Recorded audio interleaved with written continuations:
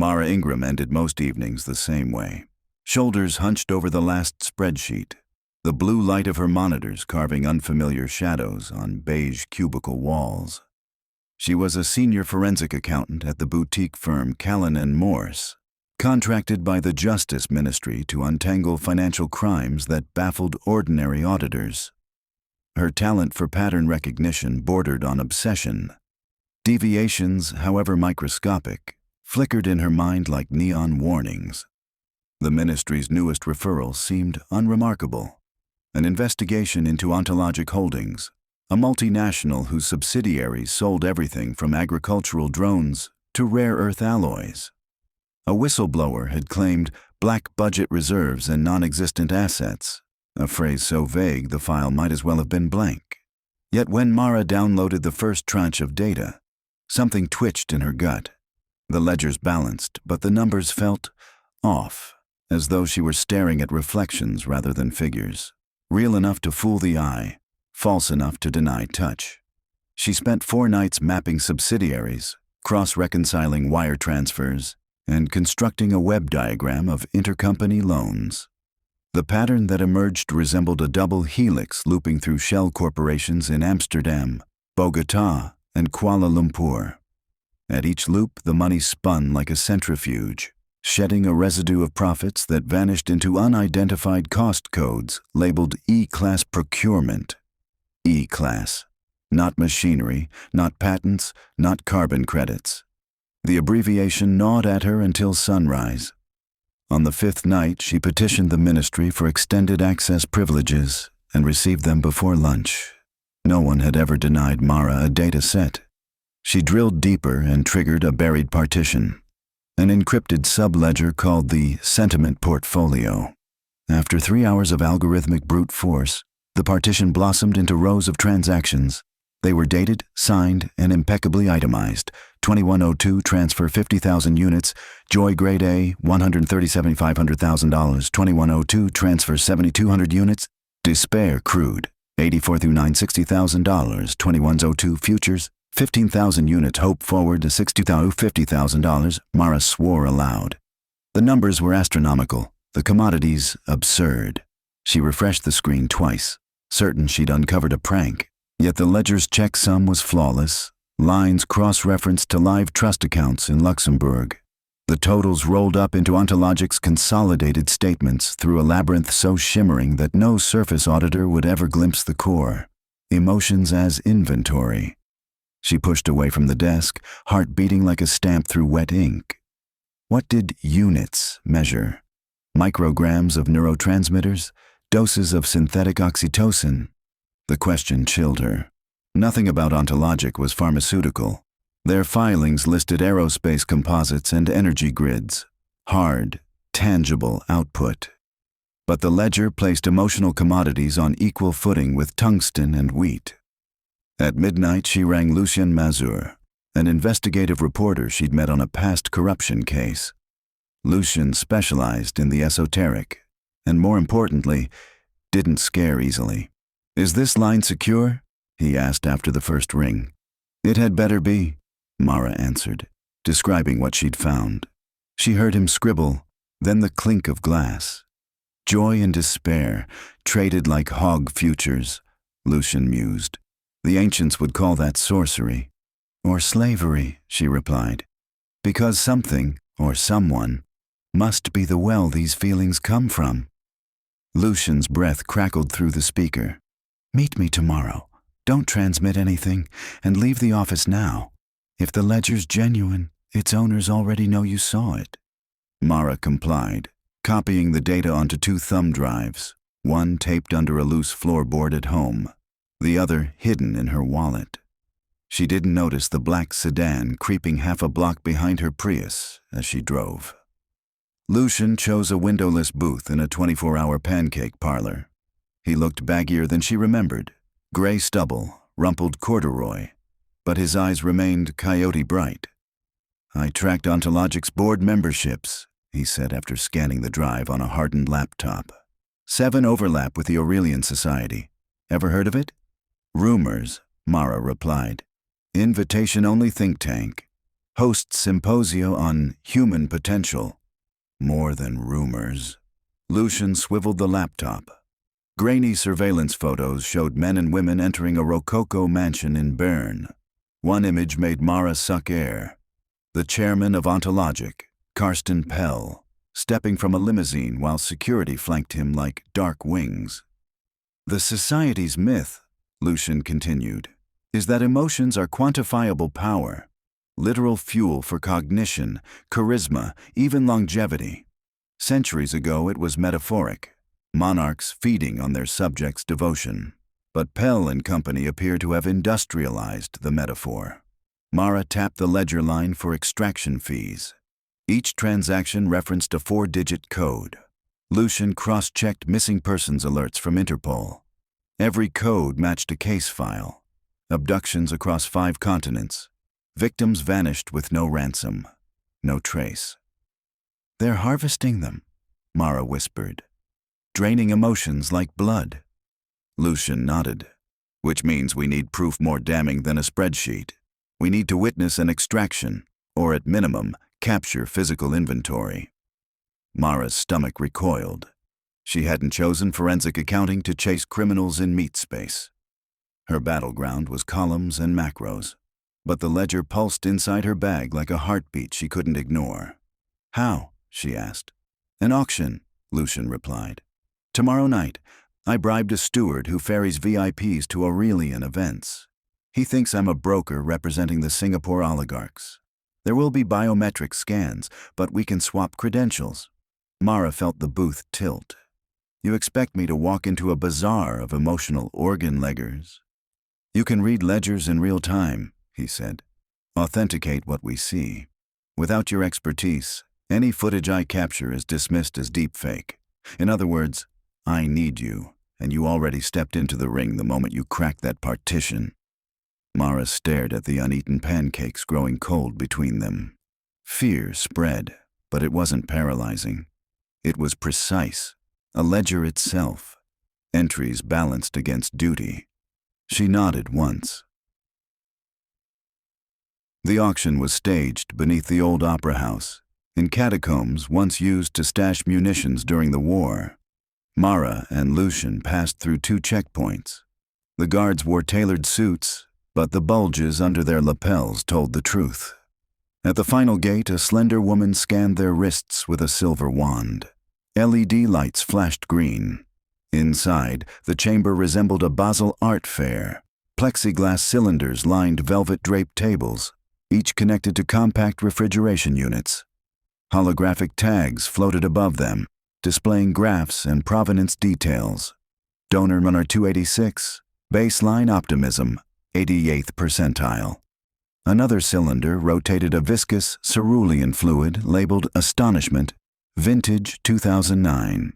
The buyers, CEOs, cabinet ministers, a pop icon whose face beamed across 1 billion billboards, wandered with champagne flutes, accompanied by brokers wielding digital tablets.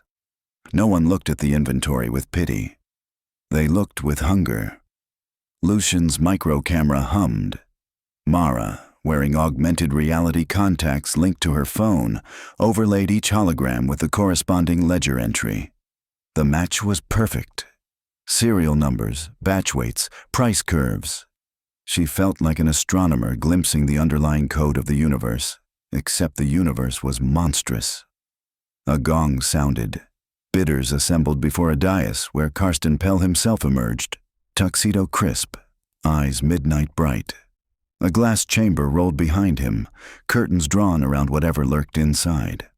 "Esteemed colleagues," Pell intoned, voice buttery over hidden speakers. "Tonight we offer emotions still warm, fresh pressed." He gestured. The curtains whisked open. Inside the chamber sat a young man, maybe 20, strapped to a curved mahogany chair. Electrodes dotted his scalp, and intravenous lines drilled into each arm. His gaze flicked across the crowd, pleading. A chrome console beside him displayed a live biometrics dashboard. Cortisol, dopamine, serotonin, oxytocin. "Donor Myra 3012, Pell announced. "Tests reveal exceptional stores of zeal, esprit de corps, and hope. unspoiled by narcotics or SSRI contamination. We begin with zeal, first harvest. Mara's knees buckled. Lucian steadied her, whispering, "Hold on, record." A technician toggled the console. The young man jerked as if an unseen parasite had sunk fangs into his spine. Color drained from his face. On the dashboard, the zeal metric plunged. Inside an adjacent vessel, a translucent amber liquid rose. Someone near the front signaled. "Lot offered at 200 million, the auctioneer called. "Who advances?" Hands lifted. Numbers escalated.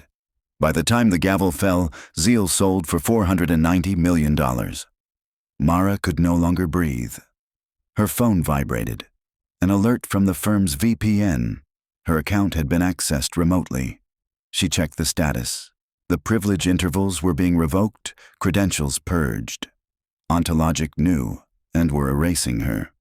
Soon the only proof would be what she carried now. "Lucien," she whispered, "they're wiping my trail." Before he could answer, a new alert pinged. Asset flagged within premises. Security AI had spotted her face against employee rosters. A red dot pulsed on her contact lens overlay. Closing distance. She grabbed Lucian's sleeve. "Time to evaporate." They retreated behind drapery-lined service corridors. Footsteps echoed. Mara ripped the contacts from her eyes, crushing them under her heel. Lucian jammed a USB into an unlocked terminal and began uploading footage through an onion relay. 30 seconds, he muttered. A guard rounded the corner. Mara reacted without thought, swinging a metal candlestick left from some forgotten gala. It connected with his temple. He collapsed, pulse faint but present. Mara's hands shook. They'd never struck anything harder than calculator keys. 15, Lucian said, drag and dropping files into cloud storage. Down the hall, another guard shouted. Lucian yanked the USB, grabbed her wrist, and they sprinted. The catacombs curved, a forgotten labyrinth. Lucian navigated by memory until they burst through a maintenance door into the night air loading dock. A convoy of catering trucks idled, drivers smoking while checking football scores. Lucian flashed a forged insignia, herded Mara into the nearest truck, and roared onto cobblestones before anyone thought to block them. Only when city lights receded did he speak. We got it all: ledger overlays, live extraction, serial numbers. The feed mirrored across 7 media dead drops. Mara exhaled, a sound half sob, half laugh. Then it's over. Lucian's eyes flicked to the rearview mirror. Headlights followed, no more than 2 blocks behind. Not yet. They abandoned the truck near a commuter rail station, weaving through midnight commuters until they boarded a southbound train. Mara slumped into a seat, adrenaline crashing into exhaustion. Lucian transferred data to a cold wallet, then destroyed the original devices. Once networks wake up, newsrooms will swarm, he said. UN tribunals, class action suits. But can courts prosecute feelings? Mara asked. Our legal framework doesn't classify emotions as property, let alone contraband. Pell's lawyers will argue we hallucinated. We have the victim's biometrics, Lucian countered. Interpol cold cases. And that poor kid in the chair, is he even alive now? Silence answered. The train rattled through darkness. Mara stared at passing industrial parks, each sodium lamp a tiny star. She recalled the look of the donors, hollowed out, as if someone had snuffed candles behind their eyes. The thought birthed a new terror. Suppose this commerce continued for centuries in shadows. Suppose exposure changed nothing. Her phone buzzed. Private number. She silenced it, but a text flashed. We can return him unharmed. Talk. Lucian peered at the screen. Who? Ontologic, Mara whispered. They're bargaining. Another text arrived, this one a video clip. Donor 312, eyes glazed but alive, murmuring her name. A timestamp confirmed it was minutes old. God, she muttered. A final message. Deliver all copies by O3U. Emotions are fungible. Lives are not. Mara's pulse hammered. Was this bluff or truth? If she resisted, would the donors perish, their remaining hope vacuumed into vials? She pictured the young man's terror. Lucian shook his head. Classic hostage play. They can't kill him, he's evidence. And once outlets publish, the leverage is gone. But publication takes hours, Mara argued. And they know that? They'll bleed him dry before dawn. Lucian hesitated, and in that heartbeat, Mara understood that conviction could fracture even the bravest. Data was math. Morality was messy. She rose. I'm going back. Suicide, he warned. Accounting, she corrected. I'll propose a trade they can't resist. Mara requested the train's restroom, locked the door, and dialed the private number. Pell answered, velvet over ice. Ms. Ingram, he greeted. You've cost me an unpleasant sum. You'll lose more, she replied, unless we negotiate. Triumph tinged his laugh. You wish to return what you stole? No, I wish to sell. Silence, then curiosity. Continue. I have not leaked the primary ledger, only the auction footage, which by itself is spectacle without proof. The sentiment portfolio remains offline, keyed to a dead man's switch that will exfiltrate if my heart stops. I can deliver it intact in exchange for the donor's release and safe passage. Another pause. You're leveraging hope, Ms. Ingram, a delicious irony. Meet me, she said, and bring Inertia 312 alive. Coordinates followed. A disused botanical conservatory at the city's edge. Mara flushed cold water on her face, then exited. Lucian waited by the door. You're not doing this alone, he said. The conservatory's glass ribcage loomed like a stranded whale. Inside, moonlight made jungled vines shimmer. A fountain trickled, echoes hollow as throat clearing. Pell stood near an ironwork gazebo. 2 guards flanked him, rifles unclipped. Beside them, donor Mar 312 sat on a folding chair, IV port still taped to his arms, eyes dull but breathing. Mara approached with a briefcase. Lucian remained hidden among ferns, live streaming. Proof of life, she demanded. Pell lifted the donor's chin. The young man whispered, Help! Now your proof, Pell said. Mara opened the briefcase. Inside, a single slab drive pulsed with encrypted light. Primary ledger plus key, she stated. Release him. After verification, Pell insisted. She expected it. Decrypt in my presence, she said. Otherwise the redundancy triggers failsafe. Pell connected the drive to a tablet. His eyes scanned code, pupils dilated. Genuine, he breathed. He nodded to a guard, who sliced the donor's bonds. The young man staggered toward Mara. She steadied him.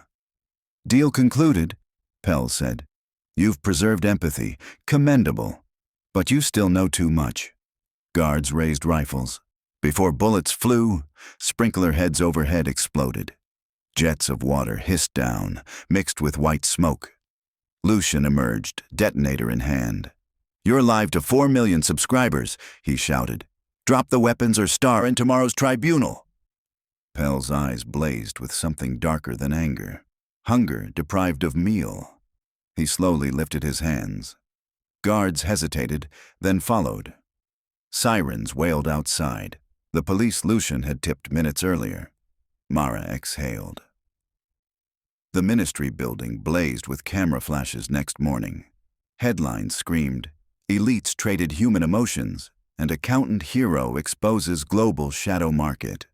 Prosecutors raced to amend statutes. Philosophers debated the ontology of feeling as property. Activists organized to locate remaining donors. Mara watched from a hospital corridor while doctors tested Mon 312's neural damage. His real name was Diego Alvarez, an architecture student kidnapped walking home. He retained memories but described an emptiness, like someone scooped the color from my insides. She promised herself she would not rest until the color was restored. Lucian approached, holding coffee. Interpol raided 5 facilities last hour. They found 57 survivors in various stages of extraction. Mara closed her eyes. Relief and sorrow twisted together. "Press wants a statement," Lucian said. She shook her head. "Numbers first." She opened her laptop, no passwords revoked now, and began cataloging seized inventory against missing persons lists. Every matched row felt like a candle relit. Hours later, she wandered to the roof. Dawn painted the skyline in bruised peach. She wondered whether winning one battle mattered in a war where desire itself could be mined. Would black markets sprout anew? Would the world codify safeguards or auction them to the next bidder? She inhaled crisp air. Fear, hope, grief. They surged inside her, not commodities but compass points. If elites believed emotions granted power, they were right, she realized, just not in the way they imagined. Power wasn't stolen zeal in a vial. It was the ordinary courage to confront darkness with ledger lines and camera lenses. Footsteps approached. Diego stood, hospital gown swapped for donated clothes. His smile was fragile, but it was real. "Thank you," he said. A simple phrase, yet it flooded Mara with warmth no auction could mint. She smiled back, believing for the first time that accounting might save souls as surely as numbers. Below, sirens faded, replaced by traffic hum, the world resuming, unaware of how narrowly it avoided selling itself away. Mara pocketed her flash drive, spine straightened by purpose. There would be new ledgers, new shadows. She would trace everyone,